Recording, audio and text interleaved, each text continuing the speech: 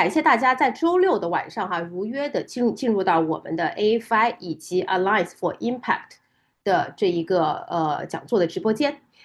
我是 Alison，我同时呢是 AFI Alliance for Impact 的创始人 co-founder。此外的话呢，我也是 IvyCompass 指南针教育咨询的 COO。大家可能对我们的 AFI 已经是比较了解了，因为大部分的家长是在我们的平台上跟着我们听讲座，已经听了，可能从疫情开始到现在已经是有6年的时间了。可能有一部分的家长呢对我们的 IvyCompass 还不是特别的熟悉。IvyCompass 中文名呢叫做指南针教育咨询，我们呢是将口碑最好的前藤校招生官、独立的升学顾问以及比较稀缺的这样的一个教育资源，包括音乐及艺术的作品及辅导、课程及竞赛的辅导，以及像我们昨天进行的一个讲座，这个科研的一些非常稀缺且通过我们filter 且进行把关的这么一个教育资源呢，对接给我们的全球的华人家庭。IvyCompass 呢，我们的平台上面呢有多个非常资深且也是经过我们的筛选的资深的升学顾问。每一个升学顾问呢，他们的手上呢每年的话呢都会带出非常优秀的学生哈。目前截止1月16号，我们呢已经是拿到了哈耶普斯马里面除了普林斯顿之外，其他所有的 Top 5的学校的 offer。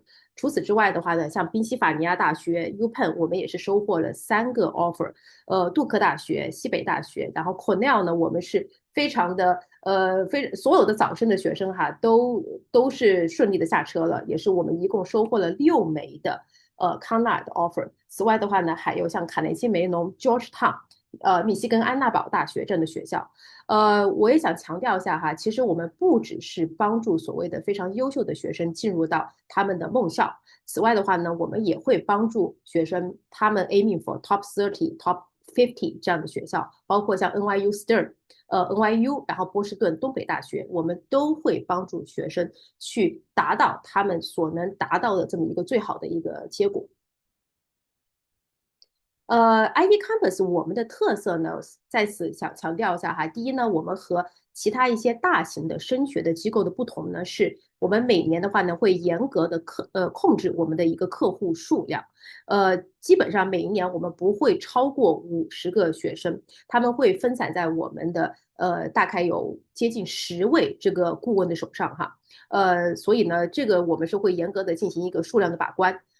第二个的话呢，我们会为家长匹配一个我们叫做 Student Account Manager， 也就是类似于项目经理这么的一个角色。这样的一个角色的话呢，它既能是保证和家长的一个无缝衔接的这么一个交流哈。第二个的话呢，也会把这个顾问和学生他们进行的他们的一个 progress 以及他们的一个进程密切的反映到我们的家长这边来。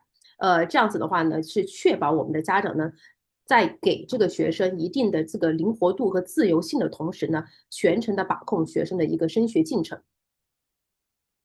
此外呢 ，IvyCompass 呢，我们是得益于我们是在 AFI 的这个平台上面成长起来、孵化出来的这么一个升学的机构哈，所以呢，得益于 Alliance for Impact 我们的这一个在全美的这么一个独家的影响力，我们会有非常多的这个独家的战略的合作伙伴，包括非常多的非盈利的机构哈，他们会给我们的学生提供很多的这个志愿者和社区服务的机会。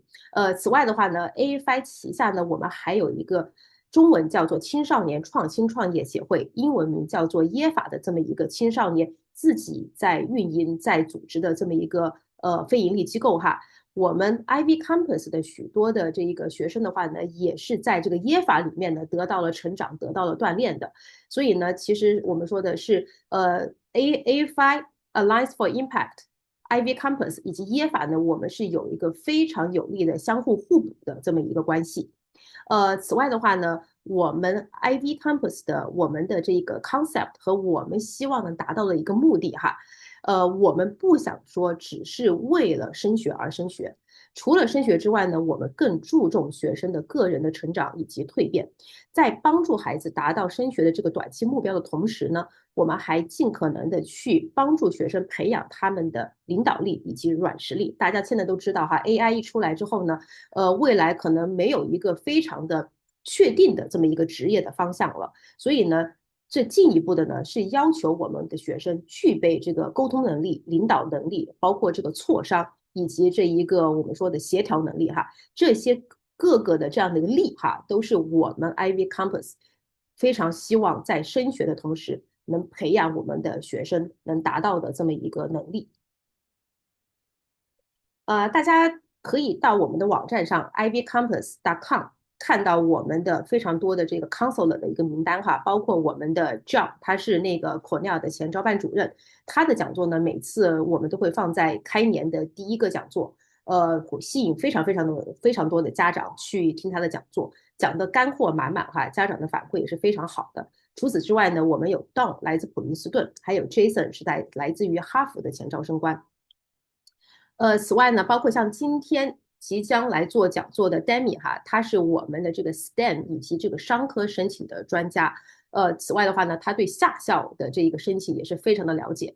还有我们的 Annabelle，以及我们的 Art and Music 方向的，我们也有非常好的导师，包括 Jason Paul 原来的 Parsons 的前 Director。还有我们的 Jenny 也是这个拿过非常多国际大奖的这个摄影和电影方向的这个导师哈。此外的话呢 ，Research and Competition Mentors，包括我们的 Raymond 是我们的 in-house 的这个经济和商科方向的 Research 的导师。此外的话呢，他还带出了这个我们的沃顿的全球冠军队以及 Diamond 的这个全球的冠军队哈，同时是2个商赛。此外的话呢，申时是我们的 engineering 和土木工程方向的导师，然后我们的这个杨春来博士哈，也是我们这个平台上面的一个物理方向的明星导师。所有的这个导师的资源的话呢，大家也可以登录我们的网站，可以进一步的查看。好的，现在呢，我们就正式的进入到今天的讲座环节。今天呢，我们来讲的是夏校申请。每年的话呢，我们都会有很多的家长问我们，到底这个夏校应该怎么选择？因为现在含金量非常高的夏校，包括像 RSI 呀、像 Simons、像 Garcia 这样的夏校呢，它的这个录取率哈，低的可怕，几乎是低过这个哈耶普斯麻的。那除了这些所谓的高含金量的夏校之外呢，那还有一些什么其他的夏校呢，是可以供我们所谓的普娃选择的哈。那如果呢，你是有志于要申请高含金量的夏校呢，你又需要达到一个什么样的标准，才有这个可能性呢？今天我们的讲座呢，都会一一的到来。好的，那现在的话呢，我就把时间交给 Demmy。Hi Demmy。Okay. Now it's your show time. Okay, great. Thank you so much. All righty. Let me go to slideshow. Okay. You can see that, right? One second. Not yet. Yeah. Okay, okay. Um,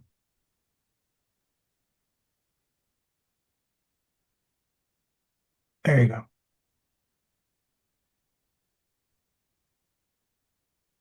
All right. Well, Okay, thank you, so everybody. everyone, because somebody said the voice, maybe it's my audio. My audio is too low. But Is now my audio okay? Can you hear me okay? I think your audio is okay. Yeah. Okay, great. Okay, cool. Great. Yeah, you can go ahead. Yeah. All righty. Well, welcome everyone. Thanks for joining tonight. I think today we have a topic that is very relevant to the time. I think between next week and the first couple weeks of February, we have a lot of summer programs deadlines due. We just had some in January as well. So it is the season of summer program applications. I mean, really, the season begins in December and it extends all the way until March, but we're in the middle of the season of summer programs. So this is definitely a very fitting, relevant topic to go over. I'll do, quick introduction. I'm Demmy. As Allison said, I've been doing college consulting for now about 14 years. Over the years, I've worked with a lot of students applying to summer programs. Summer programs are a big part, I think, of the consulting that we do. So I'll speak a little bit more about that. And I've had students. I cannot think of a high impact, high level summer program that I haven't had a student work with and get admitted to. Whether it's RSI, Bank of America, Leader Summer Program, Notre Dame Leadership Seminars, um, Simmons, RMP, Simmer, Ross, Sumac, you name it. I've probably had a student do one of those summer programs. So I like to think that I have some experience with the summer programs, and not only sort of like knowing the summer programs, but knowing to identify which ones make the right sense for the right type of student at the right time. Um, but yeah, so let's get started. So this is the agenda for today. So we're going to go through all of that. But before I jump into the different, very specific topics, I want to speak a little bit generally about summer programs because I often get a lot of questions about, uh, many students and parents go under the assumption that, we're just going to do summer programs, we're not going to question it and go for it. But I think it's a good idea to spend a little bit of time thinking about, um, why summer programs? What role do they play within the narrative building of a student? What role do they play in the admissions process? Does everybody need to do a summer program? When do I do a summer program, right? So they're very important questions that I think are very real and very fundamental. And sometimes we just skip into that, well, these are the kinds of summer programs and this is how you apply to them. Um, I think it's a good idea to think about them a little bit more deeply in the beginning. I think I mean, the first question is, are summer programs absolutely necessary for anybody who wants to get into a top 10, 15, 20 school? The answer is no. There's no requirement that anybody who gets into a very top school needs a summer program. Is there a benefit? Sometimes, yes, many times. But I think it's also important to know that summer programs are a, a tool or one of the many ways in which a student can show passion, commitment, that they're able to get through a process that is selective and admitted into something. So it's one of many ways in which a student can build a narrative and a profile, a portfolio of who they are as people and as students. So summer programs are not a necessity. They are in many ways a luxury, and in most cases they are a luxury because for the most part they cost money, right? There are many of them that are free, generally the very, very selective ones that have but even then, I think summer programs in large are understood to be a great opportunity, but also a luxury. And I think it's important to know that. Very important and incredibly useful to build a narrative.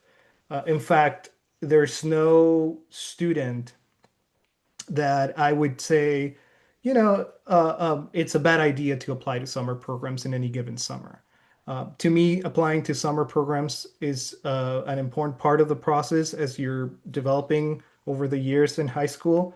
And I'll explain a little bit why. Yes, there's always a chance that, you apply to very selective summer programs, even if it's early in your journey, and that you get in, and wow, fantastic, that can snowball into getting into more selective programs. And then all of a sudden you have a great resume or a great activity list ready to show off those summer programs with 10%, 3%, 1% acceptance rates, right?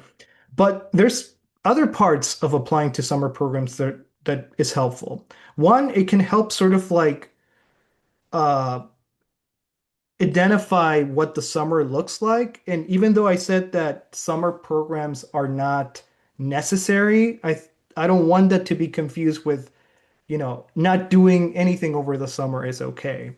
If you tell me, is a summer program necessary? I would say no. And if they tell me, then if I spend a summer doing nothing, is that okay? I would normally say no.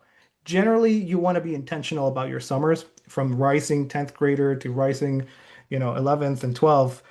The summers are a very important part of developing a narrative and a journey in the high school time. It's a time where you can, create a little bit of a spike in your background. It's a time where you can really connect your service side, with your academic side, with your passionate side. You can blend different things. So summers are very important, and summer programs are usually a part of them. So if you are planning to apply to summer programs, normally that helps us begin the question of strategizing the summer, which is really important.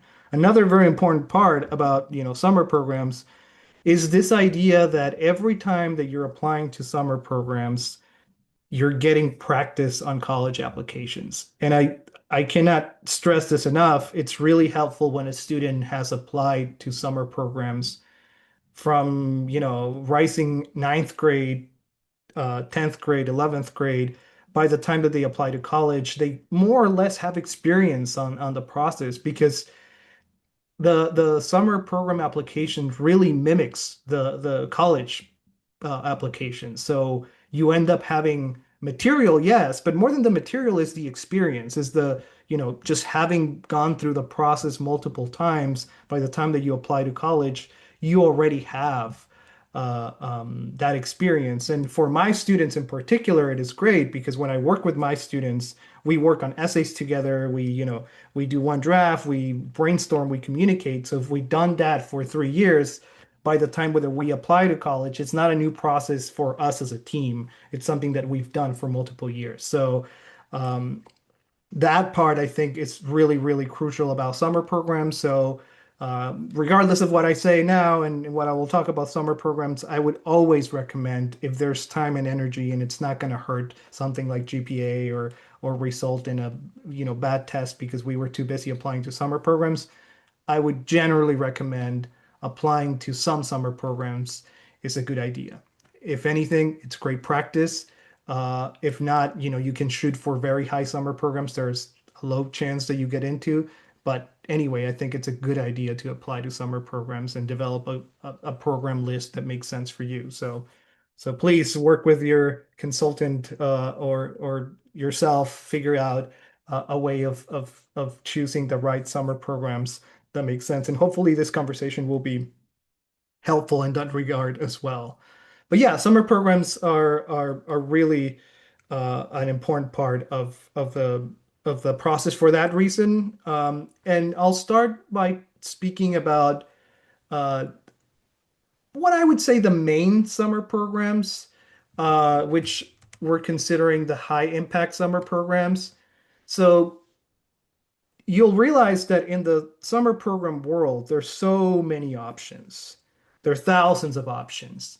You probably saw your child get something in the mail from George Mason inviting them to a summer program saying, hey, you've been selected to this uh, summer program. And sometimes you get another, letter in the mail, oh, you qualify for this summer program. And then you get emails from every single Ivy League and every single college that you know about saying, hey, please join our summer program. We have this, and this, and that. It's really hard and overwhelming to know which one is worth it, which one is not. How do I even start?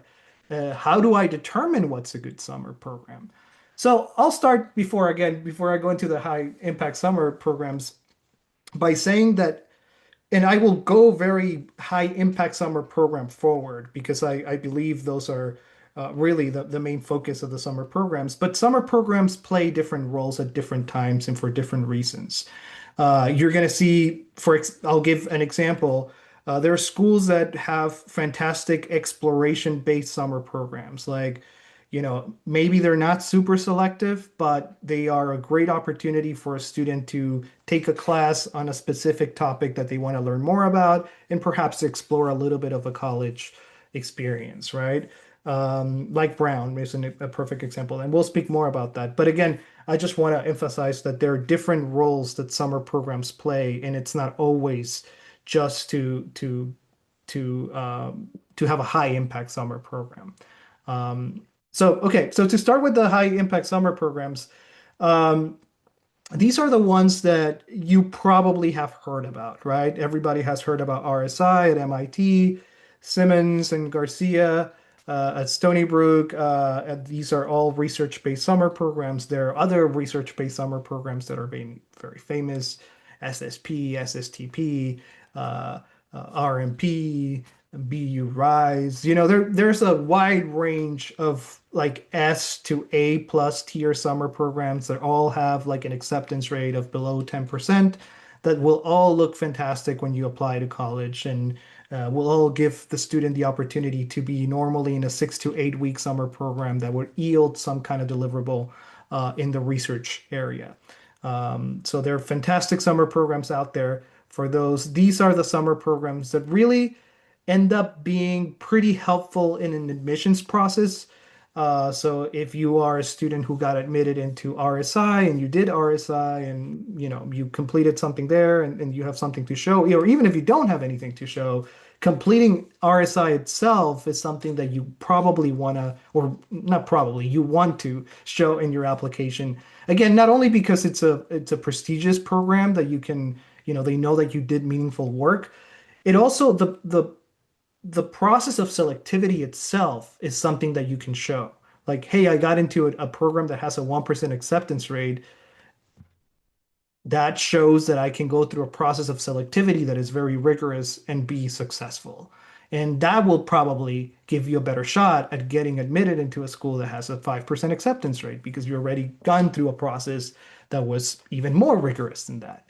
And that's true for MNTSI, RSI, different summer programs that go through that similar process, right? So I think oftentimes we think of these summer programs as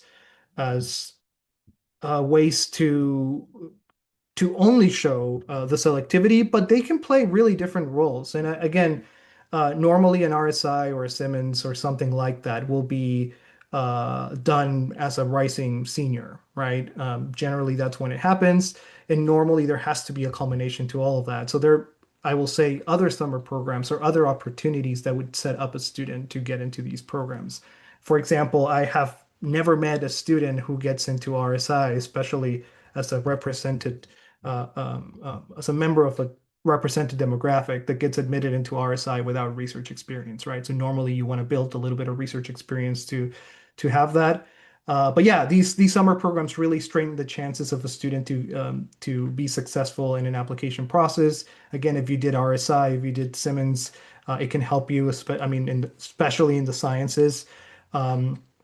Iowa Young Writers, the Stanford Humanities Institute. These are all great. The Iowa Young Writers, as it sounds, it's a workshop that is dedicated for students who are interested in creative writing. And it's one that it's fantastic for students who are interested in applying to college as English majors, yes. But I will say this, it will probably look good in any application. I mean, in fact, it might look even better if you are sort of like um, a computer science student who's really interested in, computational, competitive coding, and it's a UChicago Platinum, and they do hackathons and MIT Battle Code, and have all that background. And if they see that they've won, a couple of Scholastic Awards for writing, and they did Iowa Young Writers, all of a sudden that very typical computer science applicant becomes far more interesting just because they have something at a high level in a different field, right? So I think it's important to think about that of summer programs as well. It's not only just to build your very clean, spiky narrative, it can also help bring diversity in somebody's background and help elevate sort of like the well-roundedness and parts of their background that can be intersectional or interdisciplinary for them. So if normally that student, that hypothetical student that we're talking about computer science, if they have computer science projects that combine sort of like writing and computer science, and they did Iowa and they have a couple of awards in writing, all of a sudden they go from being the average applicant to Carnegie Mellon to a true candidate that will probably have a strong shot. Um, and I think this is something, this is not relevant to summer programs, but I feel it's fitting. When you think about building a narrative, oftentimes we fixate on specialization, right? But nowadays, and you have to remember this, colleges are looking for students who are going to be a contributing member to the community. This is not a PhD application. They are not looking for specialist. They're looking for somebody who can contribute to a community. And I think students who are interdisciplinary um, and have sort of like they're multifaceted, interdisciplinary, multidisciplinary, are far more interesting for colleges. So again, think about that as you're targeting summer programs. And maybe what you're thinking is, okay, we're going to go for Simmons and we're going to go for Garcia and we're going to go for RMP and BU Rice because what we care about is we love to do polymers research and that's going to be the thing. So hopefully we land one of those four.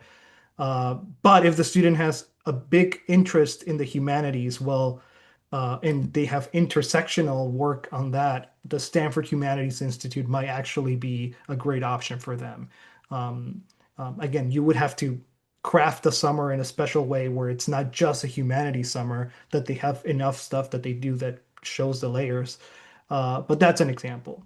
Another one is the Bank of America Student Leaders, which is an interesting program that right now is in a weird situation, but generally every year is a great program. Uh, um, um, that one is a leadership one, and there are some leadership summer programs that are fantastic. There's also the Notre Dame Leadership Seminar. Both of them are free. The Bank of America one pays. It's more like an internship, and they pay money for the students who do it. The leadership-based ones also fit, of course, every single major, every single background. So even if you're a research-based student, even if you are whatever kind of student, some of these summer programs, my point is, make sense for anyone depending on the type of narrative that they're building, right? So any of these summer programs are sort of like the goal. And normally we start applying to them early. There are other high impact summer programs in math, for example. They're like the ultra high level summer programs in math that require the problem set. So you've probably have all heard of them, from by memory, Sumac, Ross, Promise, Math Camp, HCSSIM, uh, um, um, what am I missing? I'm missing one, I think. Mathly, maybe Mathly. Yeah. So there are high-level summer programs in math that generally have a problem set and then an application as well. There are other high-level summer programs in writing. There's, of course, the Iowa Young Writers, but there's also Kenyon. There's Adroit. There's Alpha. All of those follow under a certain category. Right below there, there's Swanee and some other ones.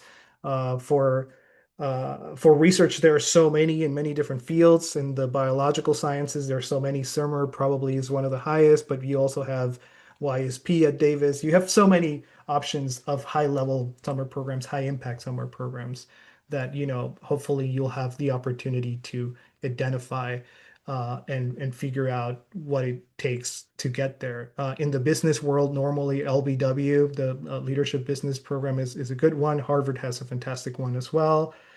For those who are intersectional and want to do the intersection between technology and business, MNTSI is a fantastic summer program. We'll talk a little bit more about these, but there are really many, but not that many high impact summer programs. I mean, we can probably sit down here and name them all, and we would be able to do that. It's not like there are hundreds of high impact summer programs, and those are the ones typically that have an acceptance rate of around or below 10%. So what does an applicant to one of these summer programs look like? This is a very common question. And it's an answer that it's almost like very similar to what does an applicant who eventually has a good shot at a top school has, and it's a similar thing, right? So generally a strong GPA. I do want to say GPAs vary. It's not like there's a magic number when it comes to GPA. One thing that you always have to take into consideration, whether you're applying to summer programs or you're applying to colleges, is the GPA is kind of based on the context of your school, pretty much always. So if your GPA is a 3.9 and you feel very confident about that number because it's a 3.9 and hey, that's good. Demmy said a 3.8 plus is going to be competitive for summer programs, but the average GPA at the school is a 3.95.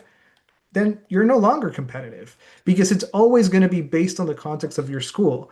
If the average is higher than your number, then probably you're not in a good position. In other places, it might be that the average is a 3.1 and you have a 3.7.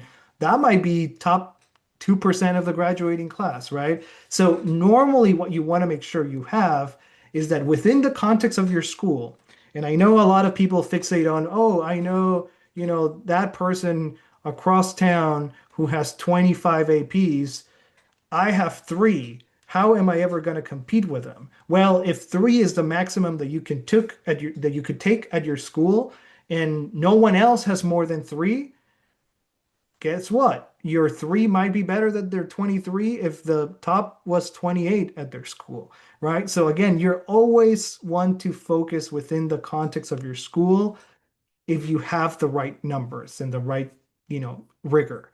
So GPA and rigor and all that is important. And it's good to have like a baseline that, yeah, generally I want to be around 3.8 plus. I want to make sure that I'm pursuing rigor. But the specifics of that is going to be relative to the context of the school.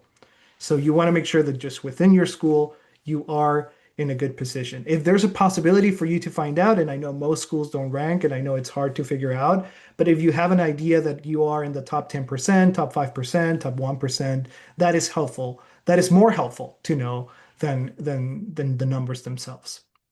So normally that helps.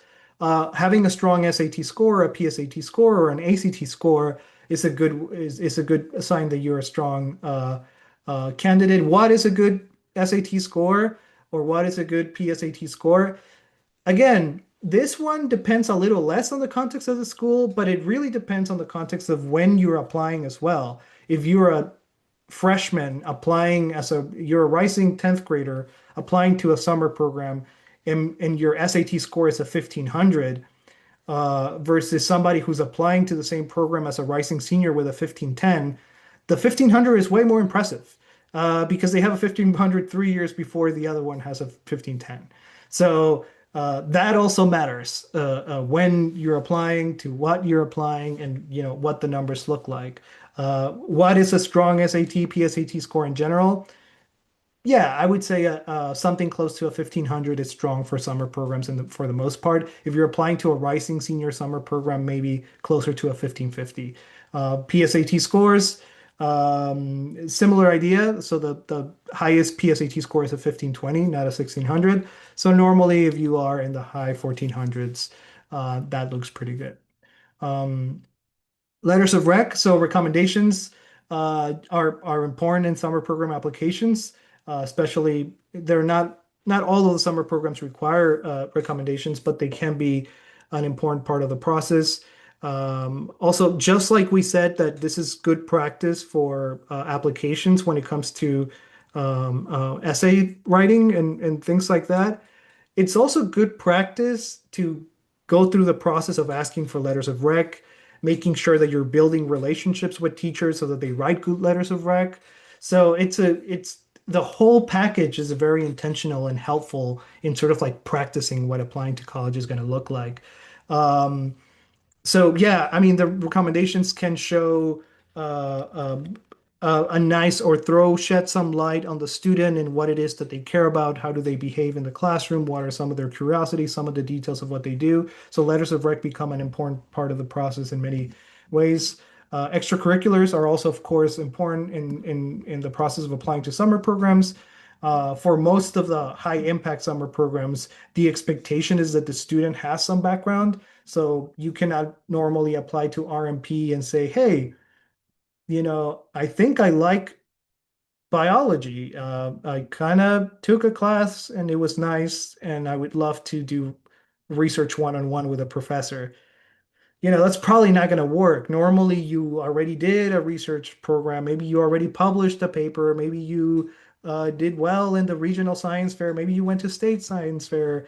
Maybe you went to ISEF. I don't know. Like having background with research, having background with a specific area of study that you're proposing to do something will likely help get into these high-level summer programs.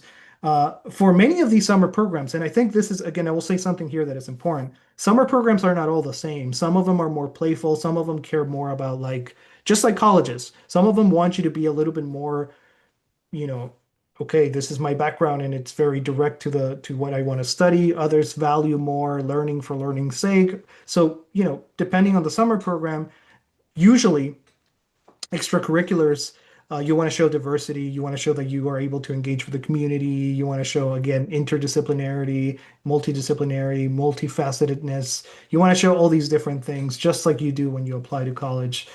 You want to do this as well.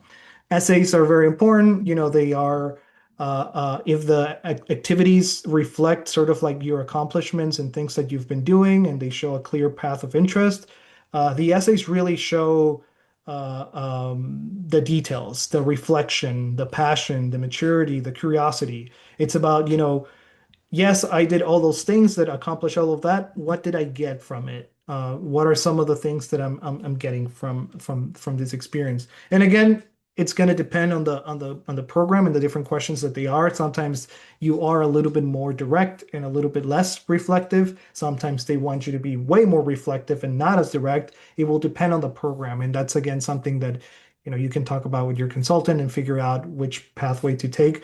Oftentimes, it's pretty obvious just by the question itself. So now that we talked a little bit about the let's see the time here. Now that we talked a little bit about the high impact summer programs, I do want to say, like I started saying, not every single program is a high impact one, and they're not the only ones that matter. I will say it is true that in many cases, I will say, you know what, we apply to high level summer programs, and if it doesn't work out, we do independent research over the summer, we work on a project or something like that. That's going to be a normal conversation normally, generally with me. At the same time, sometimes there are other types of summer programs that matter and work really well. This is a very particular one of them that makes a lot of sense. And this is what I call like the academic and exploration programs. These are the ones that normally you have the name of a college and then they have pre-college, pre-collegiate summer programs, and they are classes generally, right? Like sometimes they're very general, like introduction to biology, or sometimes they're very specific, like, how do criminals think in the 20th century? And that's a class, right? So there are many different types of courses that somebody can explore. Again, these ones are the ones that a lot of colleges offer. Almost every Ivy League, almost every school that you can think of probably has some kind of summer program opportunity catalog. I will say they're not all created equal. Again, I'm a big fan of like the Summer at Brown program. I think it's really good. I think it's well done.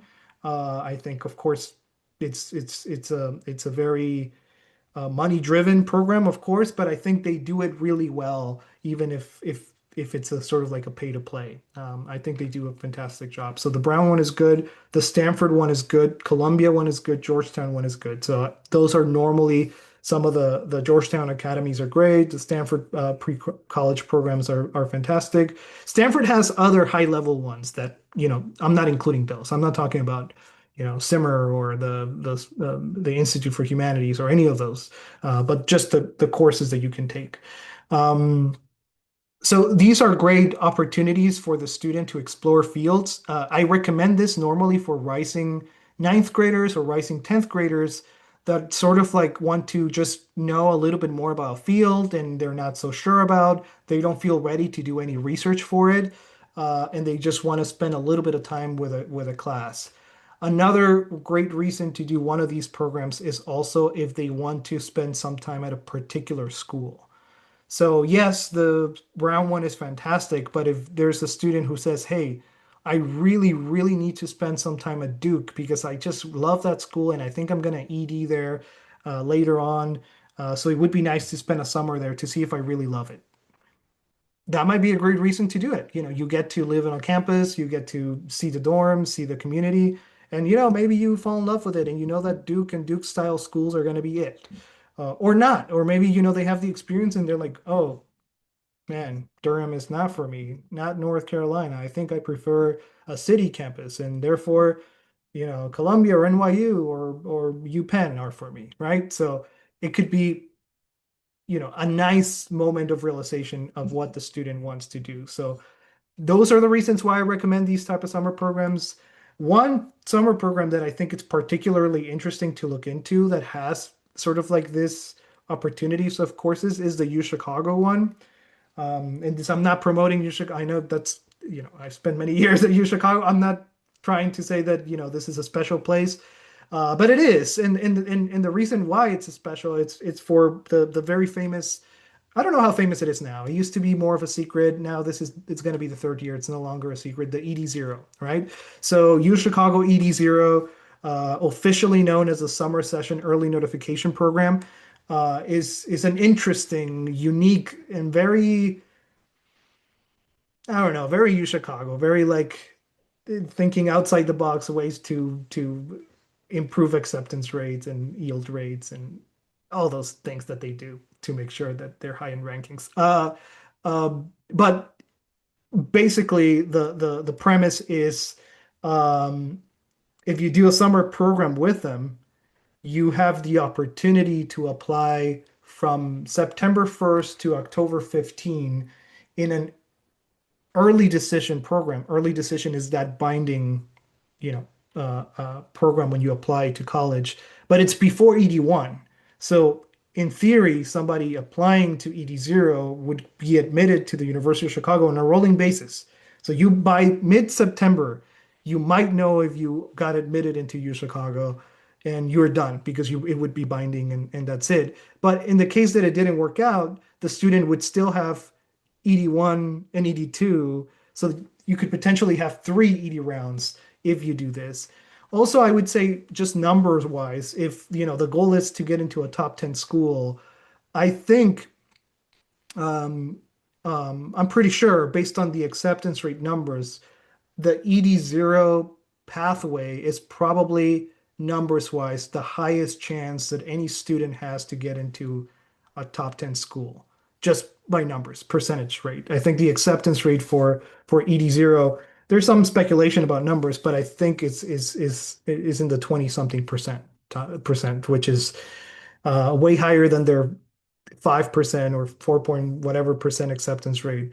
Uh, um, um, that's over 4 times higher, right? So definitely, you know, a good option, especially because the classes themselves are actually really good.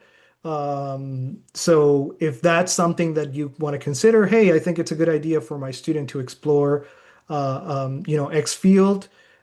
We can do a summer program there at Chicago, have the ED0, whether we use it or not, we'll see. But you can do it early on in the process and keep the ticket for ED0 and use it later on if you want to or not. So strategically speaking, a good option as well as part of the exploration programs. The math and writing summer programs, these cannot be more of a fan of. I think I absolutely believe that these ones are some of the summer programs that people should aim for. I mean, I always say for students who are in seventh grade, eighth grade, who always ask, how do I prepare? What should I do? Should I be doing, research on the medical field and how good it is or law? You're in seventh grade. You cannot really apply to law school until you know, generally until you are in college, right? So there's a long time for you. I would normally recommend focus on fundamentals, math and writing. Math and writing will always fit any narrative, any background, any student. If you're strong in math and writing, if you're strong in both, it's almost like having a cheat code. You are able to do great things regardless of the major and pathway that you choose. So they're also the only, or not the only, but the major 2 pathways that allow you to do highly selective, high impact summer programs really early. Like a lot of the research ones, you can only do it when you're a rising senior or when you're a rising 11th grader. The math and the writing normally allows students to do it as younger students. So Again, I think this fits every narrative. If you do a math summer program, it doesn't have to mean that you will apply as a math major. If you do a writing one, it doesn't mean you're going to be an English major. In fact, they'll just strengthen whatever major it is that you're applying as. So again, huge proponent of these ones. So if you are strong enough, which I think it's a very important thing to assess. I mean, I might be saying this right now, and then you're going to go, okay, let's apply to Promis and Mathly and Ross, and we're going to do great. And then you look at the problem set, and you have no idea what's going on with the problem set. You cannot answer a single question. There's no way you can do well, and you just apply because, Demi said it's great. It's probably a waste of time. You want to make sure that you're applying when you have a shot too, or some kind of a shot. Normally, applying to Promis or any of these high-level summer programs is if you're really young, you have an AMY qualification or a couple AMY qualifications, maybe a little bit better depending on which year you're applying for these programs. So normally, you want to have a strong background in math for those.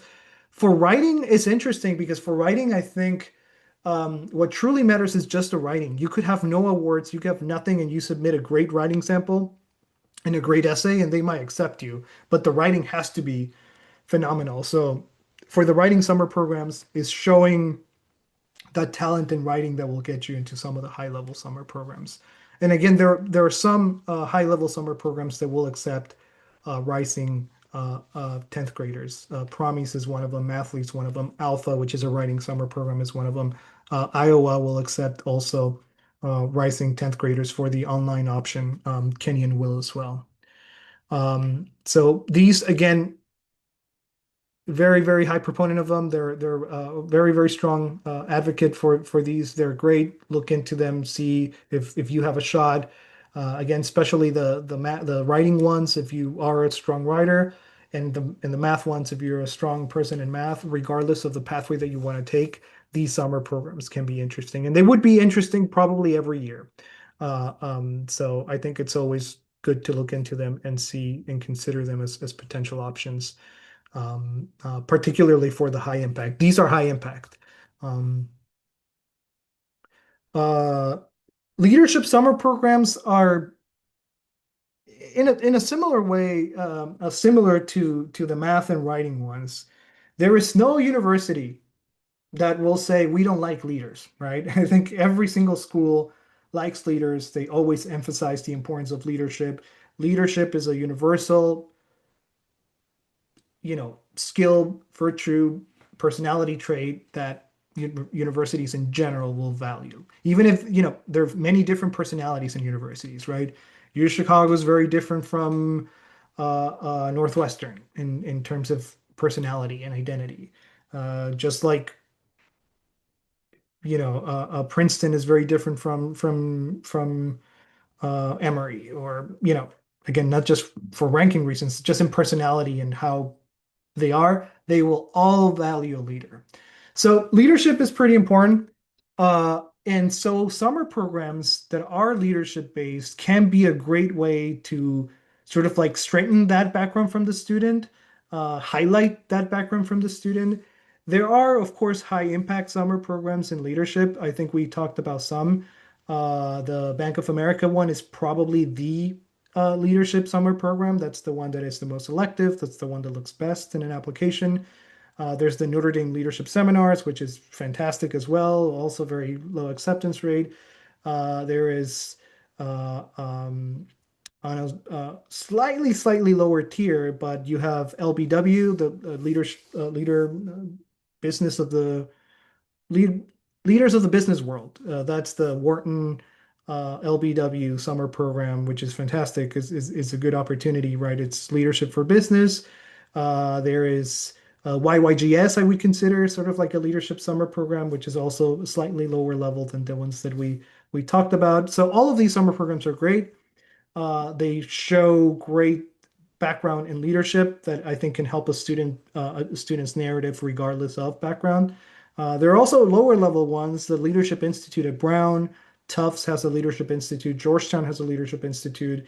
There are many of them that could be interesting in lieu, sort of like when we talked about the the academic ones, the courses, you could just do like a Brown Leadership Institute instead. And it will be a course too, but leadership based. So if you want to highlight leadership a little bit.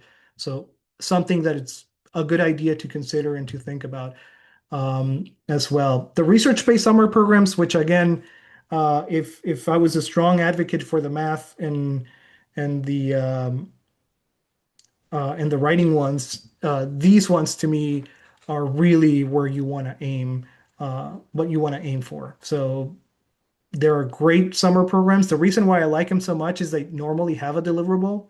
It's not like just, oh, I spent the summer somewhere. It's I spend the summer somewhere and generally like you produce a poster, you produce a publication, a paper, something, right? So that's a great part of it. The biggest drawback from them is that they're long. Some of them are 6 weeks, some of them are 8 weeks. But they're great summer programs in this area. We have a list of them. SRA and RMP and the Boston University RISE are great options. I think I'm showing here a sequence of like, sometimes there are high-level summer programs like BU RISE, RMP, and Simmons that have like a younger sibling program that accepts younger students typically, but also it's slightly easier to get in and it can help you get into the other one. So you can go from SRA, which is a UC Santa Barbara research-based summer program that is fantastic too, about a 10% acceptance rate or something like that. And then the next year you can do RMP, about a 3%, 4% acceptance rate. And both are research-based.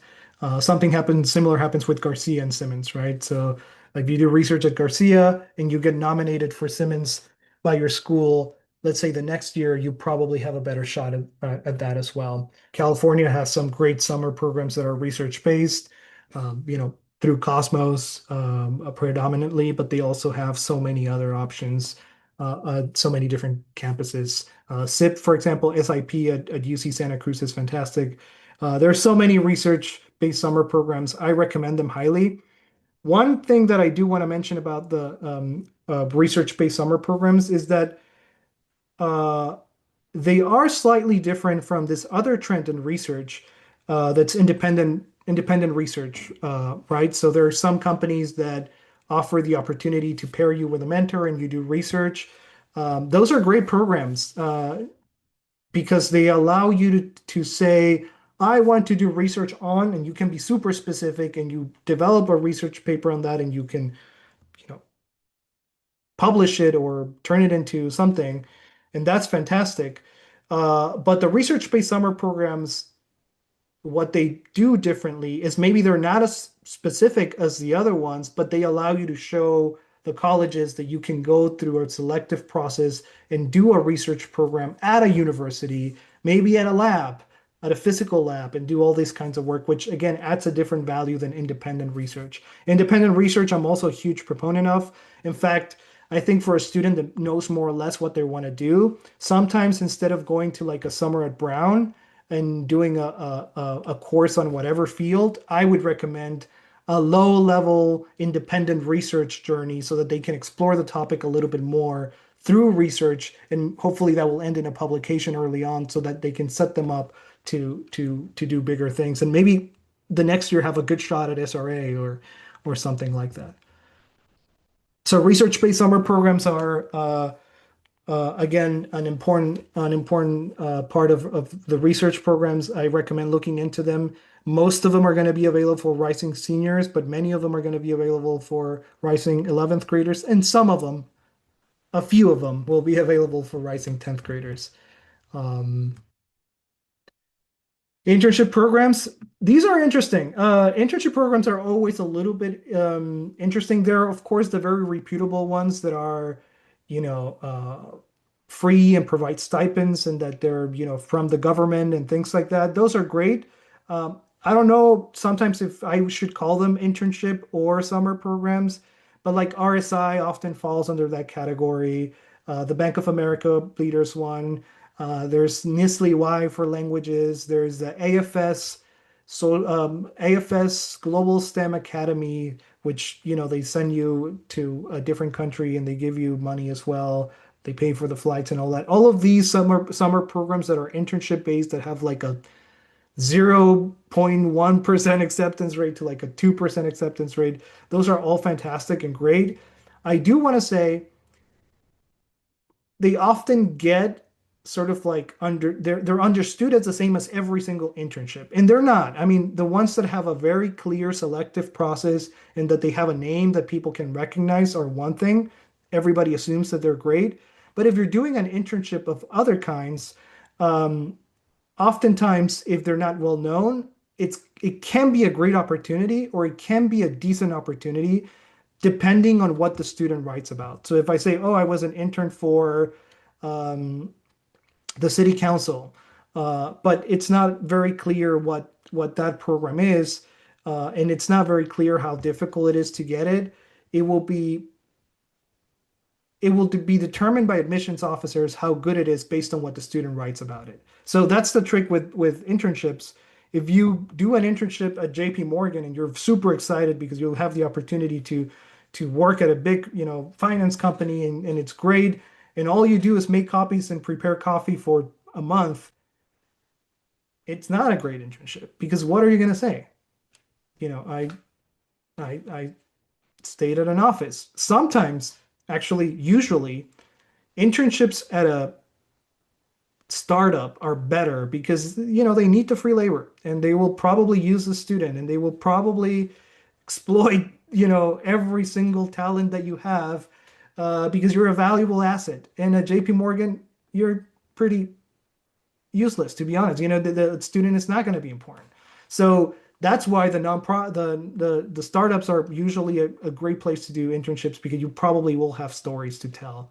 Hey, I was all of a sudden in charge of, making a presentation that's going to be presented to a large audience or to a company or to a CEO of a different company. Things like that happen. So think about internships in that sense. I created a little bit of a pathway timeline just so that you can visualize a little bit of what I mean. So as a rising ninth grader, in my opinion, one of the greatest things that any student can do is work on foundations. Summer program in math or writing or just working on that area. And here I created like pathway A and B for summer programs. For pathway A, what I thought would be a good idea. This student doesn't know exactly what they want to do. They want to sort of like explore a little bit. So they want to get into a top 10 school and they like UChicago. An immersion summer program. They have the ticket for ED0. And the next year, they focus on leadership. They do a YYGS, at least when it comes to summer programs. And then in 12th grade, they continue on the theme of leadership and they do a Notre Dame leadership seminar. I think that shows, again, this is only for summer programs. They are doing other stuff over the summers. But this is only for summer programs. They show that trajectory. For Pathway B, they started with leadership because they decided that they wanted to do exploration, but they said, hey, let's do exploration with the theme of leadership. So they did the Brown Leadership Institute, which is not super selective. It's, almost anybody can get in. And then they focused on research. They did SRA as a rising 11th grader and then RMP as a rising 12th grader. So you can see the different pathways of intentional summers focusing on summer programs. Again, they're all doing something else. Every summer, just as a rule of thumb, the student should be doing something academic. So whether it's a summer program or research or something like that, something service-based, something that makes the world a better place, that is connected to their main narrative, something that shows like passion. So whether it's a project, a passion project, a book project, play project, whatever it may be, some kind of project that shows passion. And then lastly, if they're not done, some standardized prepping. Oftentimes a student might need to do like a summer course to advance or whatever, but the summer generally should be well strategized and kind of packed, to be honest, if we want to be intentional about the process. So I'm going to go quickly through some real case studies here. I know I spent a lot of time just talking on the other parts, so I'm I going to mean, go it's through okay, the. Demi, because I think like this real case is very, attractive to all our audience. Yeah. So Sure, good sure, one. yeah. Yeah. So I'll spend a little bit of time on these ones. So Um, um, this one is an example of a business slash tech student. So she really was in the intersection between engineering, a little bit of computer science, and business as the background, right? So uh, the goal was to get into UPenn MNT. That was the goal from, I would say, pretty early on in the process. That was always what they wanted to do. UPenn MNT, UC Berkeley MET, you know, which is the management and technology prime programs in the country, right? MNT normally number one, MET number two. And so she worked hard to get into the MNTSI program, um, which is really hard to get into. And I would say, I mean, the reality is from students that I've had that have done MNTSI, um, I've had maybe four or five. And I think out of them, three got into MNT. So I'm not saying that if you do MNTSI, you're already in MNT, but it does help. And not because the MNTSI helps you get into MNT necessarily. I think it might a little bit, but normally somebody who's strong enough to get into MNTSI will be a serious candidate for MNT. And especially once they've done MNTSI, they become even a more serious candidate from MNT.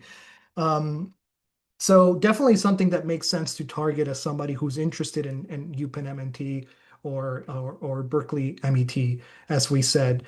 This student had their background was business competitions, so they had background with DECA, which is relatively mid-tier, low-level competition, but also things like Diamond Challenge and Blue Ocean and other competitions in business that are more on the innovation side.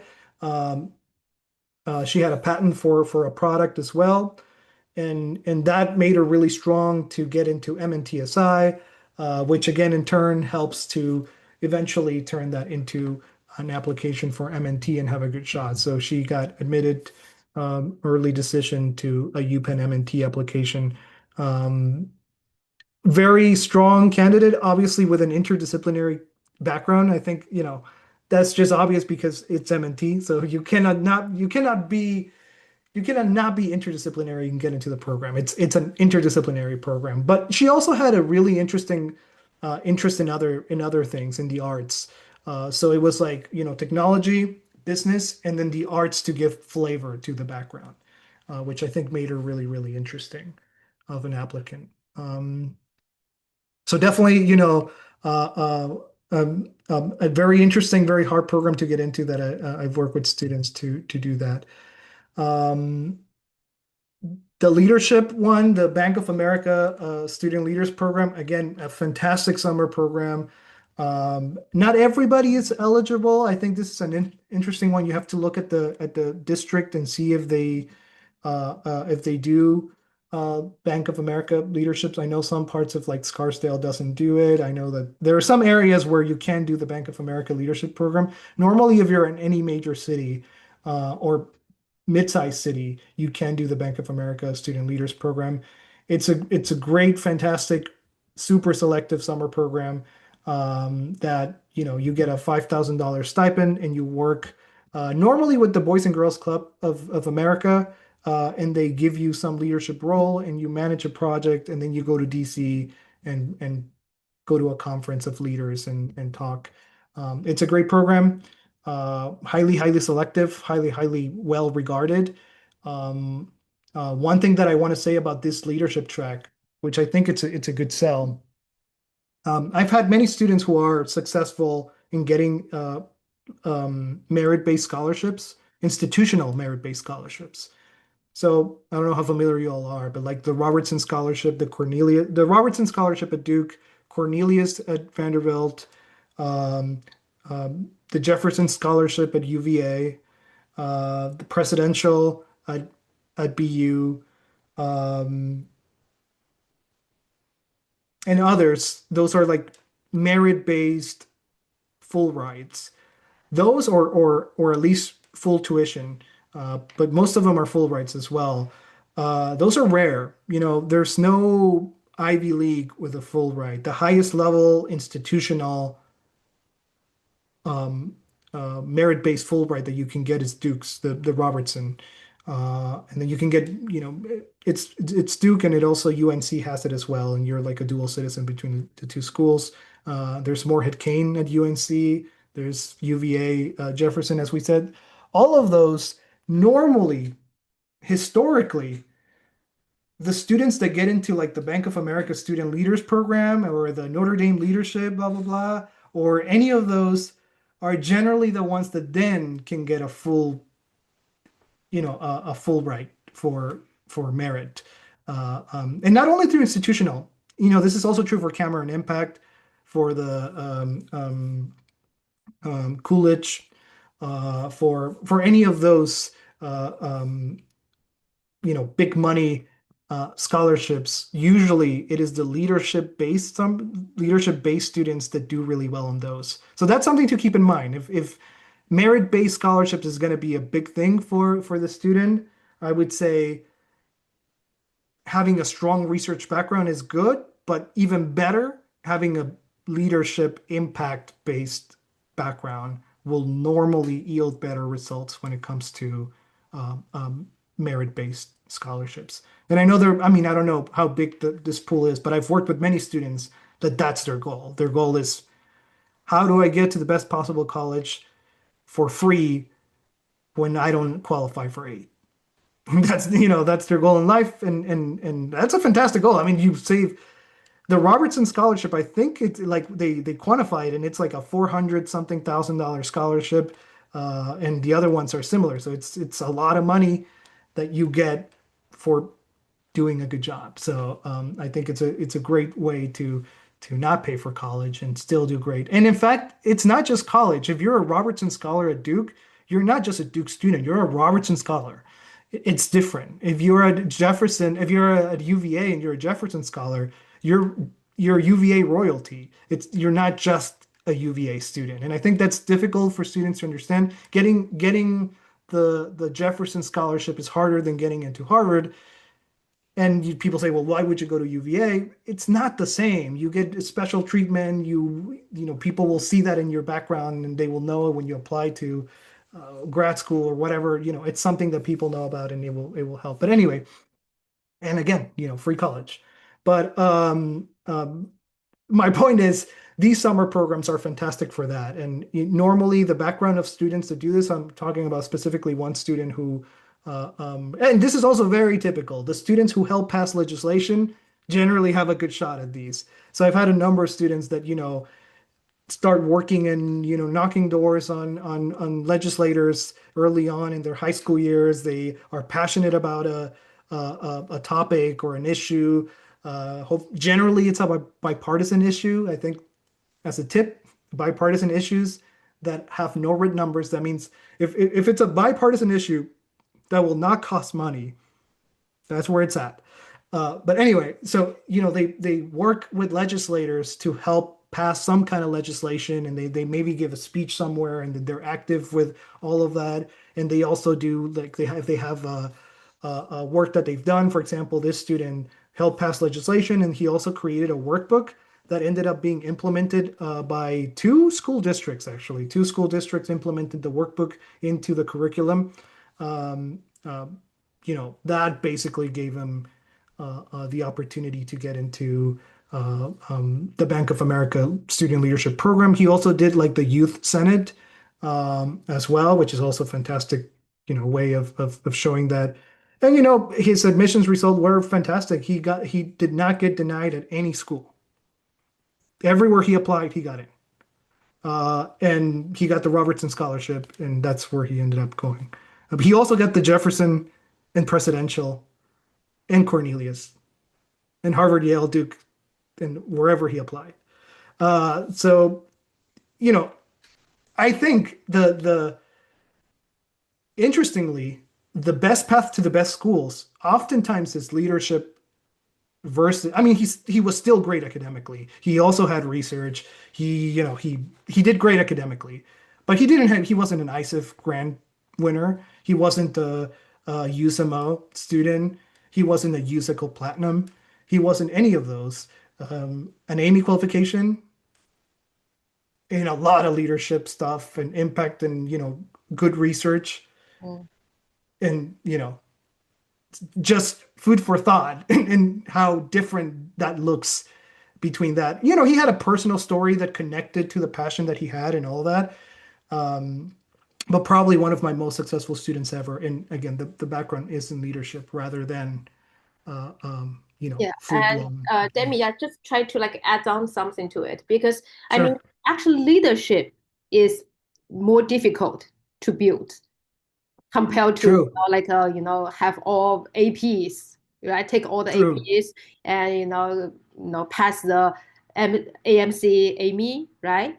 So Right. I would love to hear your opinion, like how to actually like build the leaderships, especially for Asian. Yeah. I mean, one thing that is true, and I think it's unfortunately true, and I think it can be trained. I'm not saying this cannot be trained, but the student has to be either by conviction or by nature somebody who will not be afraid to go knock on the door, say things, and do things, right? If there's no way this would work out if the student doesn't have the initiative to go and send 50 cold emails and make 17 phone calls and go and knock on 17 doors. Mm. Uh, there needs to be a proactivity in the student, or else it will never work. It has to be somebody who's willing to do that. Again, by conviction or by nature. Some of them are not naturally extroverted or doing that, but they are so passionate about what they want to do. Or honestly, sometimes they're so passionate about doing well in the process that they are willing to put in the work to do that. I would say it's hard. Yes. Is it harder than being like a mopper or IMO? No, there's no way. I think this is much easier, in my opinion, than making it to IMO. Mm. There's no way this is harder, and or something like that. So I think, yeah, it's really hard, but I think when you see the highest level of leadership versus the highest level of math, I think the leadership is easier. Again, some students will have more difficulties in personality wise, but I think there is a lot of potential to do that that doesn't require perhaps the innate talent that doing that in math or doing that in physics or doing that in bio will Mm. require, if that And makes sense. so basically title, I mean, you don't have to be, the president of the school council. Like you don't have to, have the big title, right? No, no, no. I Just mean, it's way past your that, right? I leadership. mean, I think being Stuco's actually pretty helpful in an application process. It's good. It looks great. It's school leadership. But I mean, of course, if you're passing legislation, being president of Stuco, it's nothing, right? It's different levels of the type of leadership that you can get. It is normally showing a passion for making the world a better place, your community a better place through something specific that you're passionate about that it's going to make a difference. Okay, yeah, cool. Okay, yeah, let's go to the next one. Yeah, so this one, we went for the high level ones. I'm going to go slightly on the more common level. I mean, still hard, of course. This is great. It's a great background too. So this is a student who did Cosmos. Cosmos is a California only summer program. Again, a good replacement for it would be SIP, like a summer internship program at UC Santa Cruz, or SRA, the Summer Research Academy at UC Santa Barbara. Um, Cosmos is good. This student is somebody who was able to develop sort of like a background in the intersection between computer science and education, with a very strong passion for education. And I think I've said this many times. Well, you probably haven't heard, but I always say that, it's important for students to have like that interdisciplinary element. And there are a lot of students who do computational solutions for environmental problems, computational solutions for educational problems. But when a student is not only doing computational solutions for the environment, but also cares about the environment and has learned about the environment, and so it feels more like, it's not 100, 90, 10. If it's like 60/40, it helps the student a lot more. So this is a student that really took the education side seriously. I mean, he was good at computer science. I mean, looking at his GitHub, it looked great. It looked clean. It was fantastic. In the UChicago, he was just UChicago Silver, which is, modest, good, but modest. He had some hackathons. But the main thing that he did is he did research and education. He worked in education, and he built an app that was targeting a very specific demographic of like, oh, I realized that, certain women, middle-aged women from Chinese background are not as motivated to learn English because none of the tools like Duolingo feel natural to them. So what he did is he created a language acquisition app that was using popular culture from China to help people learn through something that was a little bit more natural to them. And he wrote that story beautifully. And with a background of like a Cosmos in a summer program that made sense, that it was about like computational language, and then doing things that were intentional with understanding language education and doing modestly on computer science. But great, he got into CMU. It's actually a School of Computing. He got into computer science at Carnegie Mellon. So, you often hear about like, oh, getting into Carnegie Mellon is impossible. My UChicago Platinum and math, MIT Battle Code and blah blah blah, and all the high level coding couldn't get into CMU. It's often not because of the coding. It's because the background is perhaps not interesting enough, that shows sort of like this level of diversity and ability to go between that. So a lot of volunteering hours in education, unique passion project with the app that I just shared about. So something to think about there as well. I wanted to add one in the humanities. So this is a student that got eventually into Yale. A lot of the work that she did was on sort of like writing and advocacy. In fact, she was 100% interdisciplinary in that. Like it was all about like inequality and writing. So she wrote stories about inequality. She wrote poems about inequality. More importantly, she wrote a play about inequality, which I think was a fantastic play that eventually was, used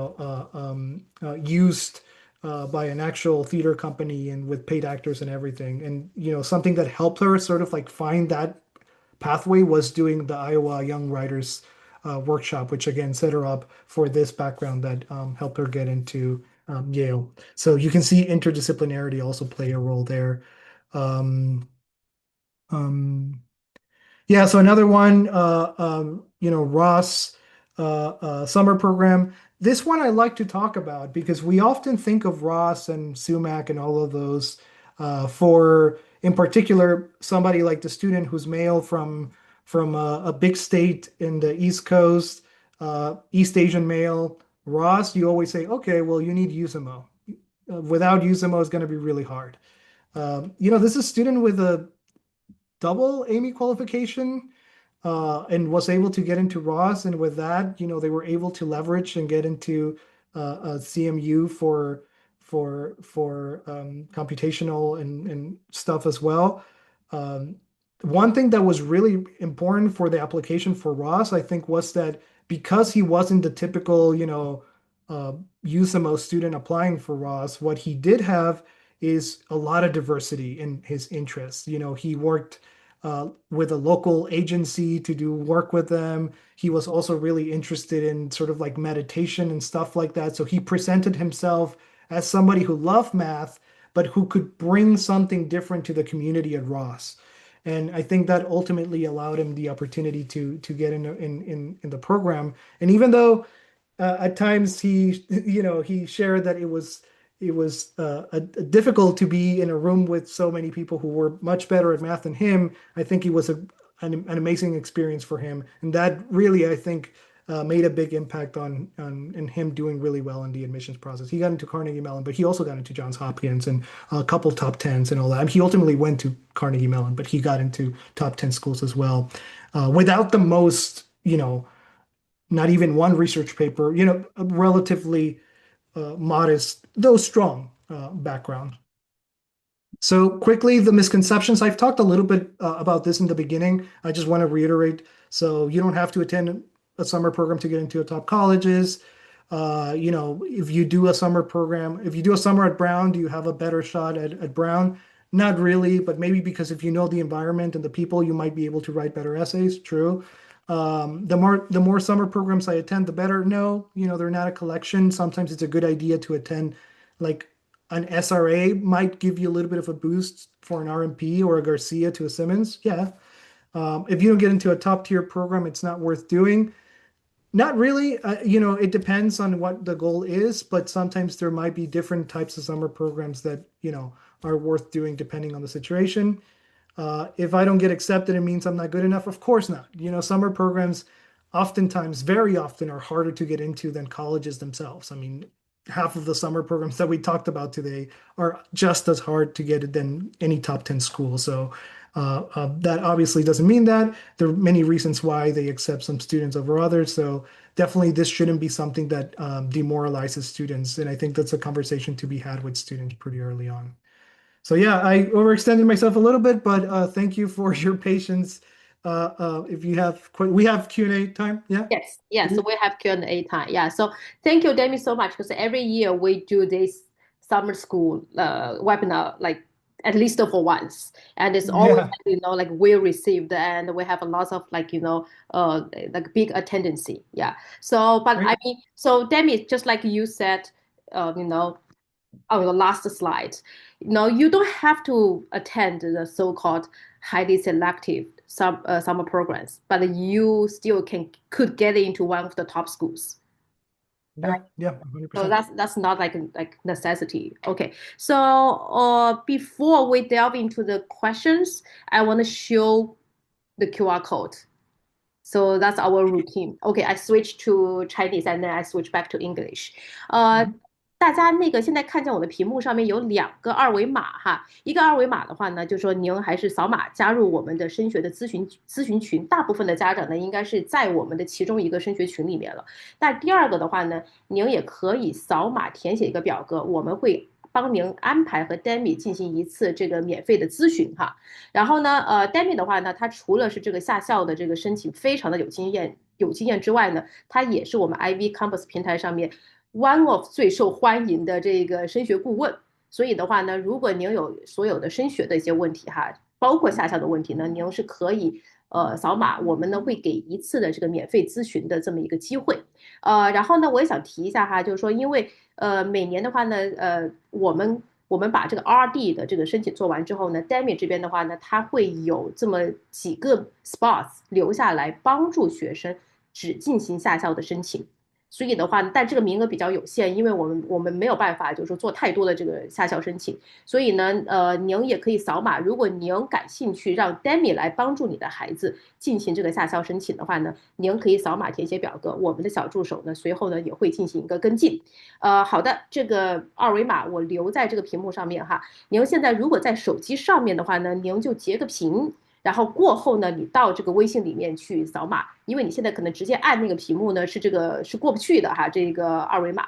行，好的，我们现在开始我们的 Q&A 环节。So Demmy, so I got this question a lot. YYGS, do you think it's a good program? How valuable, how prestigious it is? Yeah, I mean, it's a very commercial program, as you probably know, there are thousands and thousands of applicants, and it's definitely a very, very commercial program. Is it a good program? It depends on what we want it for. So, and depends on when. I think it's a good program because it's selective. That alone is helpful, right? It's just by selectivity, it can be a good program. The admissions rates vary a little bit. I think last year was about 13%, 12 something percent. Probably around 10% this year, which makes it very selective, which by in turn, it looks good. So just by that, it's fine. It's good.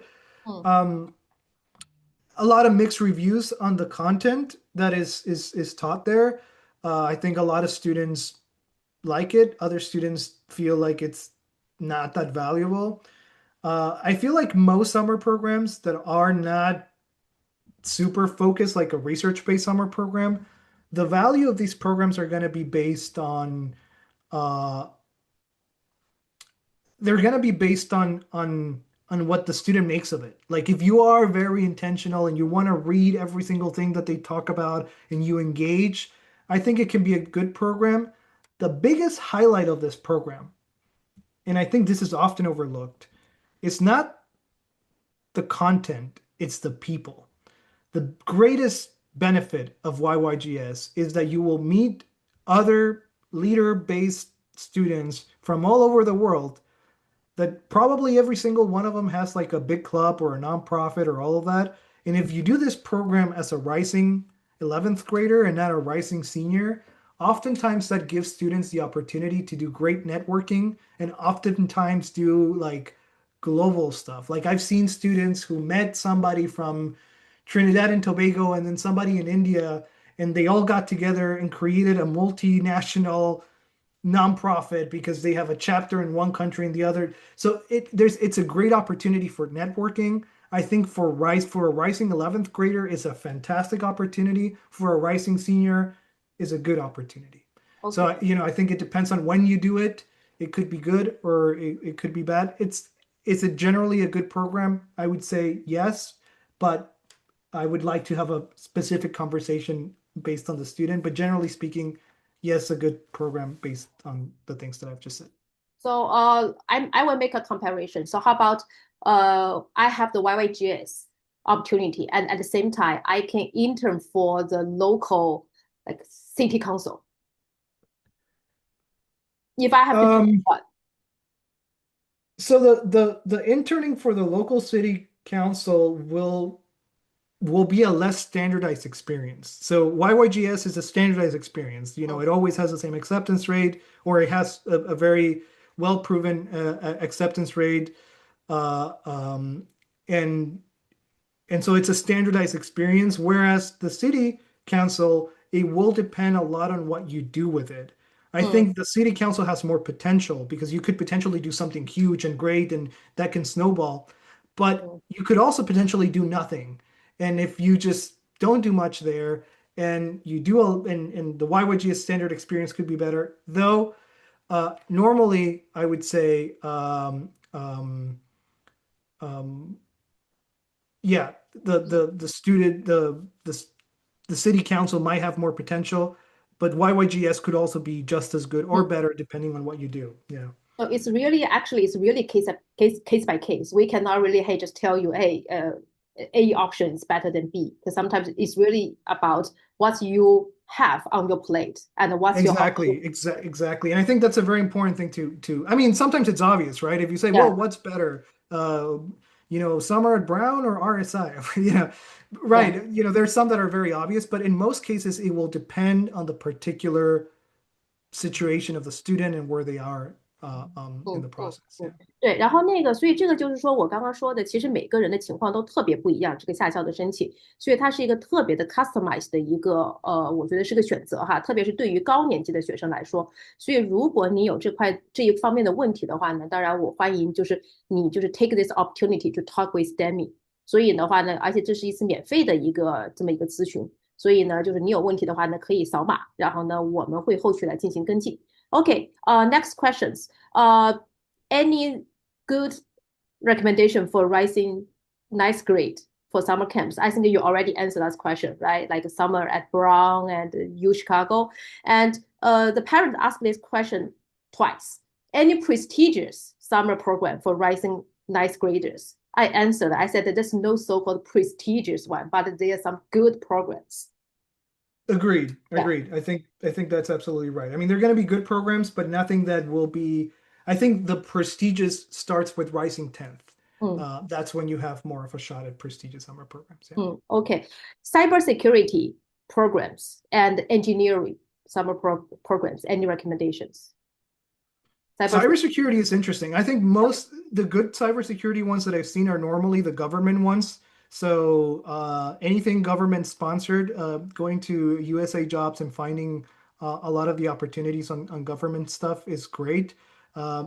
Preparation programs for Cyber Patriot could be good. But that's a really interesting niche where I think the government programs is normally where it's going to be at. For engineering, it's interesting for engineering because it's not, it depends on the grade. I mean, a lot of the research-based summer programs have engineering that will be strong. So the RMP, BU Rise, all of those have engineering. So those are all going to be great. But more specifically, SSTP at Iowa and SSTP at Florida have great engineering programs. Beaverworks, MIT Beaverworks has great engineering programs. So there are some out there for sure that are really good for engineering. Those are just some. We could definitely go more in depth. It depends on the type of engineering too. So are we thinking mechanical? Are we thinking electrical? What are we thinking? Materials. If it's materials, maybe even a Garcia would make sense because they do a lot of material science stuff. So it could be material engineering. There are different things depending on the engineering. Yeah. Okay, so I will combine two questions together because we don't have a lot of time. Sure. Okay, yeah. So any recommendations for business, entrepreneurship, and speech? Yeah, business entrepreneurship, I think it's one of the clearest pathways, I would say. I'm a big fan of the Wharton programs, Essentials of Entrepreneurship, Essentials of Finance, the Moneyball, the product design. All of the Wharton summer programs are great. If they're in person, they're all going to be pretty good. So I think those summer programs are going to be fantastic and a great opportunity for students, depending on where we are. Berkeley has a great summer program as well for business. It's called, I think, the BBAs, the Berkeley summer program. Obviously, Harvard has a great one for rising seniors. LBW, MNTSI. There's so many great options for business-based summer programs. But again, I would probably, if it's a student just starting, I think the goal as a rising 10th grader would be to hit either the Berkeley one or one of the essentials of entrepreneurship, essentials of finance. And then the next year, try to do one of the more specific academies like Moneyball, for example. And then next year, do LBW, the leadership, the leaders of the business world summer program, or an MNTSI. And I think that would be like the highest level trajectory in business entrepreneurship. Or the Harvard one instead of LBW and something like that.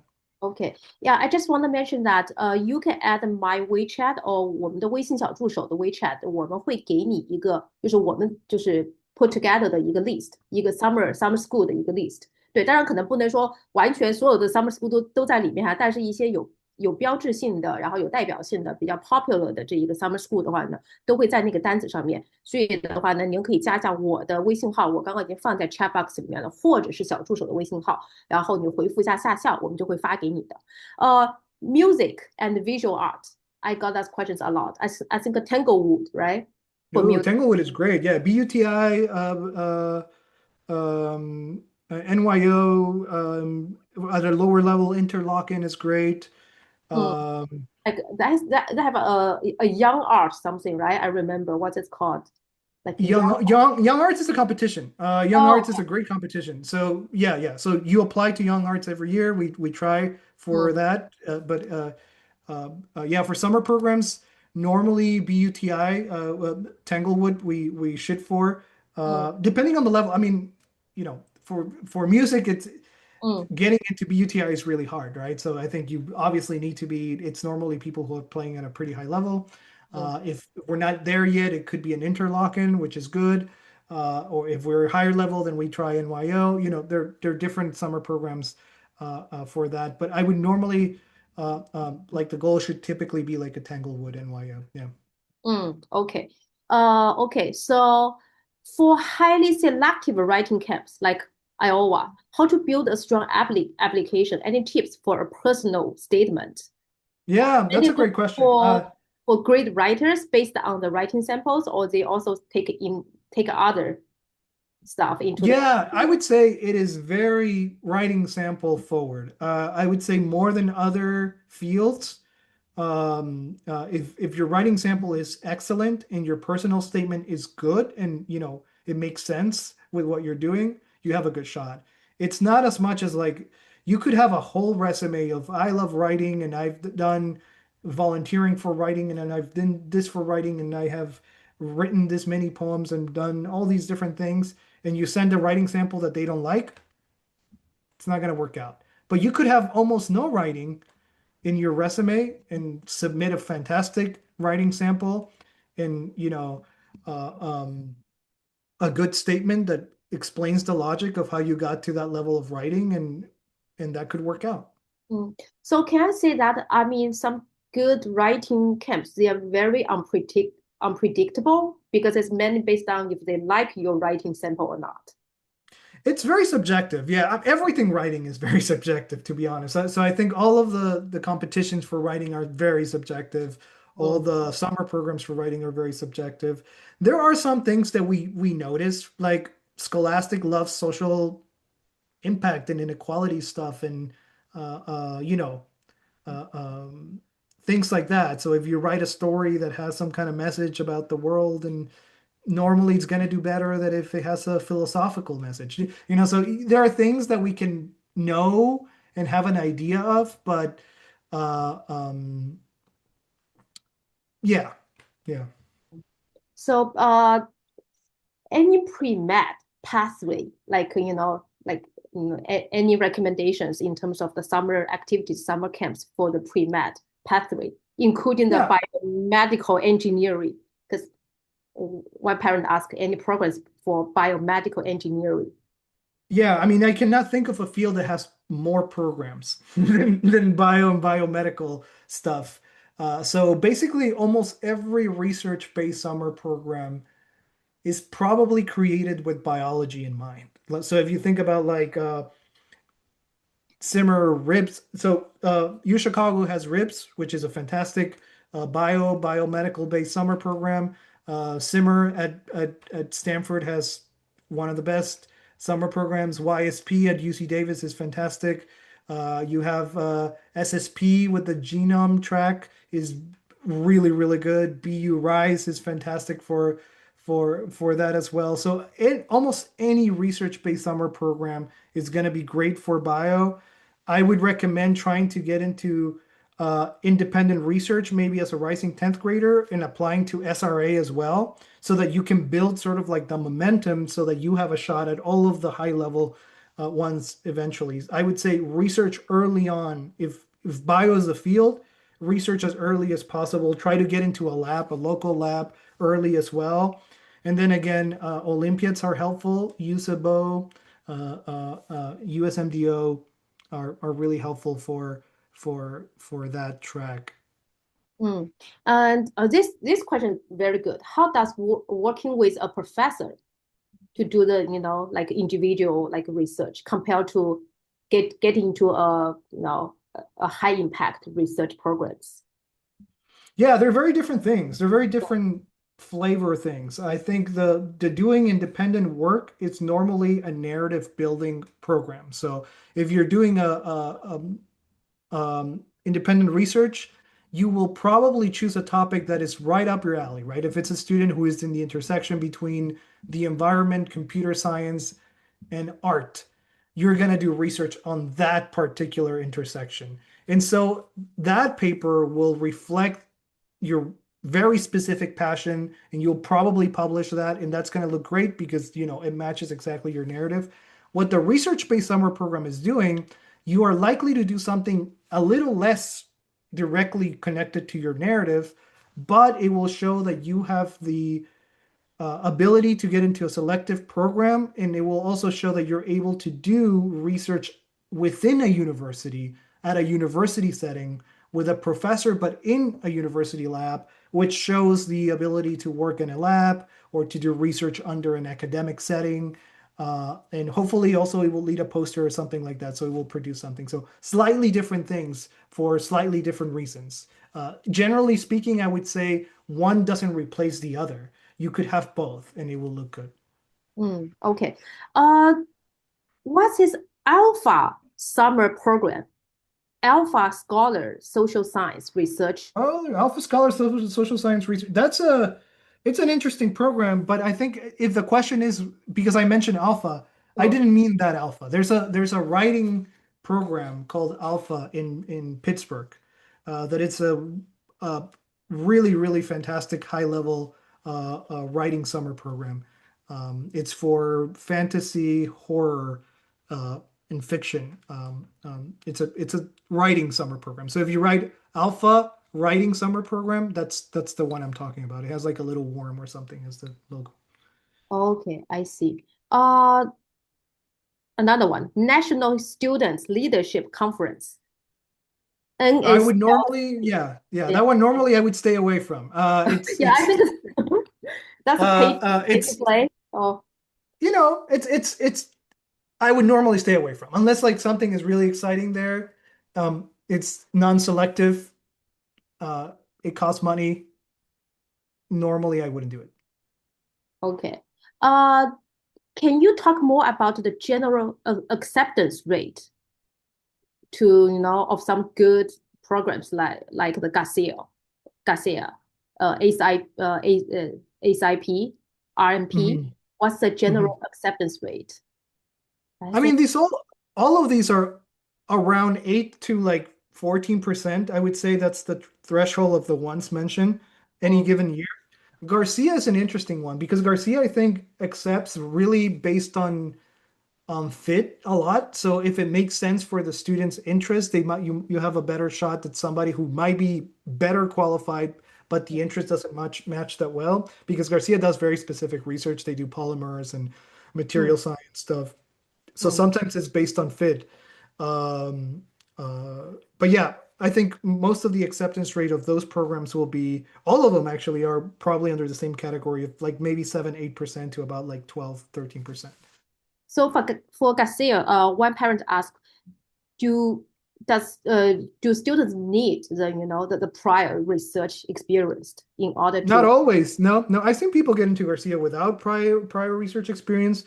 Most of my students who have done Garcia have done some kind of research, whether it's published or not. Okay. Demmy, can you talk a little bit more about how different summer programs they pick students? I know some summer programs they have the PhD or professors come in, right? And they pick the students actually match their research direction. And sometimes it's more like a university, right? There's a committee to pick the students. Can you talk more about the difference? Yeah, that's a great question. Yeah, so I mean, the difference, and it will become apparent to you when you read the questions, is if they tell you, oh, feel free to use jargon. I think which program does this? I don't remember if it's Simmons or RSI. One of those two tell you like specifically, please use jargon. So please use technical language. That means a professor is going to read it. So when it's very obvious that a professor is going to read it, the big difference is instead of telling them like, oh, my passion for this and my grandma, they don't care. At the moment that it's going to be a professor reading it, it's technical stuff. Show them that you can do research at a high level. Show them that you are passionate, yes, but with technical elements. That's the way that you approach that type of program. If it's a program that it's not going to be read by a professor, you're going to see the questions are a little bit more general, a little bit more about your reflection of things. Then you don't use jargon and you approach it a slightly different way, show more of the passion and the technical and stuff like that. It's very specific depending on program to program, but you do approach them slightly different or very different sometimes depending on the question. Okay, that's good. Pioneer summer program. Pioneer is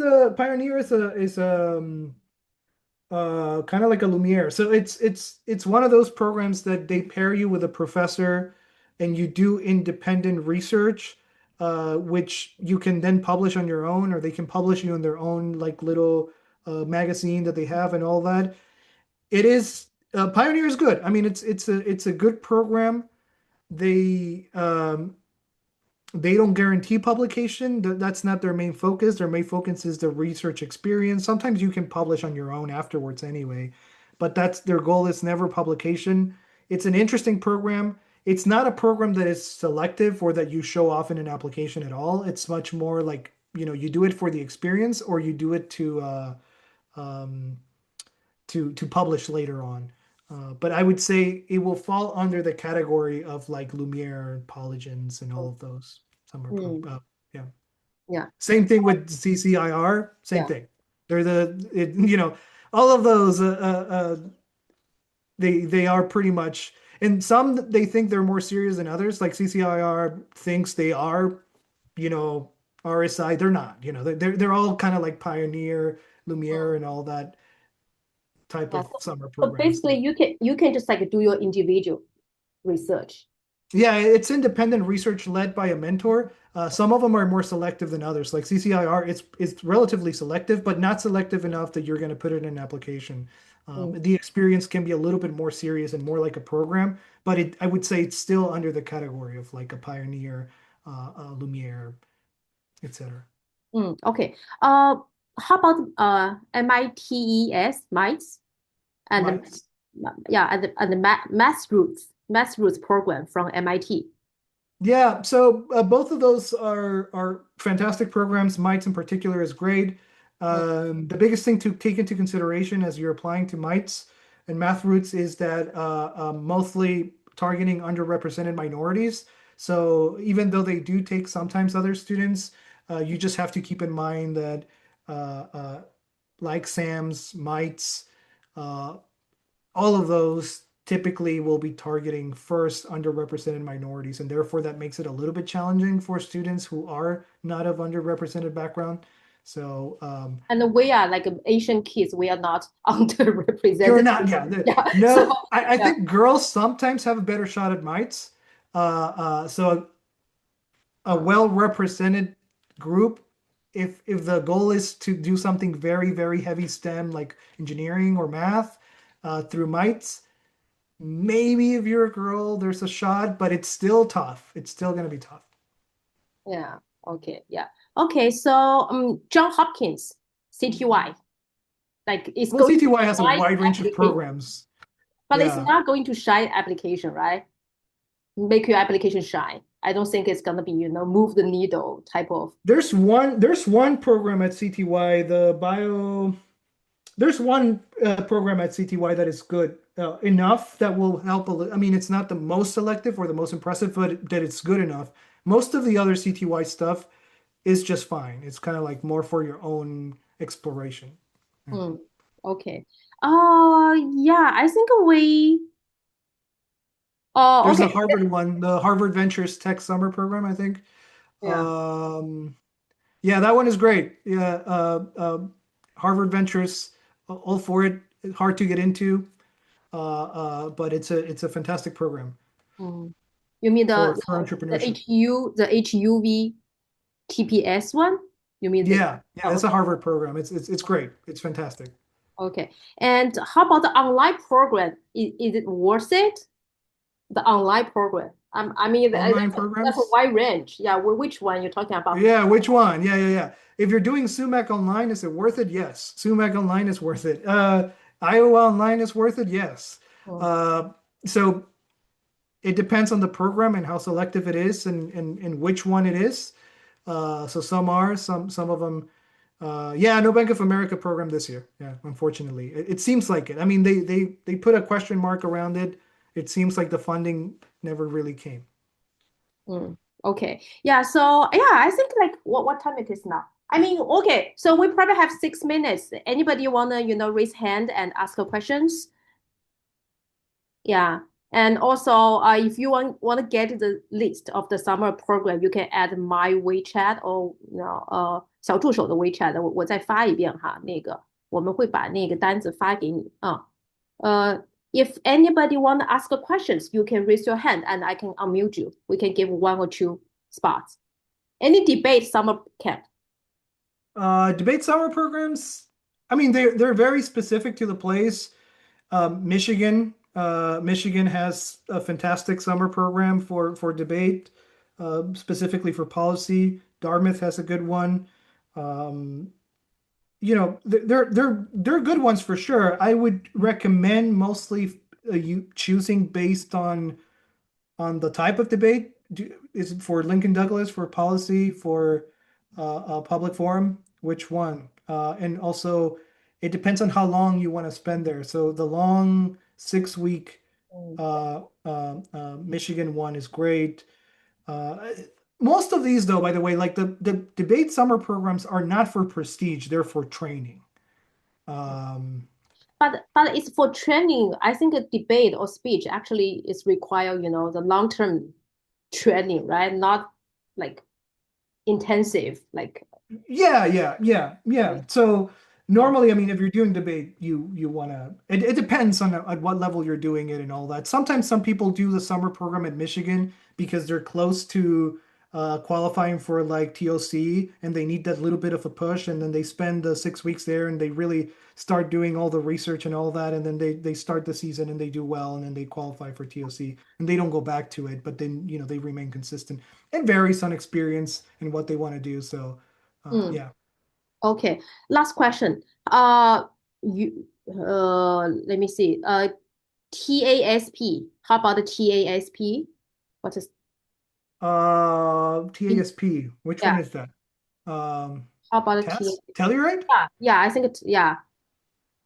Telluride? Telluride is great. If we're talking about Telluride, Telluride is a fantastic summer program, also for underrepresented minorities primarily. I mean, if you look at their pictures, you can tell actually how many Asian students in their program. Yeah, I mean, but Yeah, Telluride is a fantastic summer program. It's probably the best summer program for like social sciencey students in general. But I haven't had a successful uh, um, student get into it from an Asian background. for Asian background, yeah, because I mean, like normally they have maybe one Asian students every year, Mhm. right? So okay, so yeah, I think that's pretty much all the questions we addressed most of them. Okay, so like I said, Demi very experienced in summer programs. You know everything about the summer programs, of course the application part. So if you want to schedule the meeting with Demi, please fill out the form first and we will follow up in this upcoming week. But if you need the list of the summer programs, you can either add me. I'm in all the WeChat groups, and or maybe 小助手 IvyCompass 的小助手，然后你回复一下下校，然后我们就会把这个单子发给你。OK，好的，那个再次感谢 Demi，Thank you so much. Like always, fantastic and insightful webinar. And Thank you. My we will pleasure. have the recording released next week. Normally, it takes about 1 week for us to put the recording out. OK，大家感谢，Thank you, Demi. Thank you, everyone. Thank you. And then if you have Good any night. questions, always add me or Sophia in the WeChat group. OK，Thank you. Bye Bye-bye. bye.